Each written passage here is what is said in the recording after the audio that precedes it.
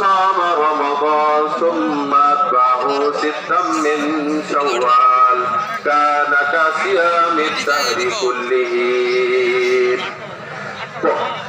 পবিত্র এক মাস রোজা রাখার পরে আমাদের আরেক কয়েকটা জরুরি মাসলা জানা দরকার। এক নম্বর হচ্ছে সদকাতুল ফিতরের মাসলা, যে সদকাতুল ফিতর আমরা যারা আদায় করি নাই, যাদের উপর সদকায়ে ফিতর ওয়াজিব হয়েছে, অর্থাৎ ঈদের দিনে সব সাদেকের সময় যাদের নিকট নিসাব পরিমাণ মাল আছে তাদের উপর সদকায়ে ফিতর ওয়াজিব।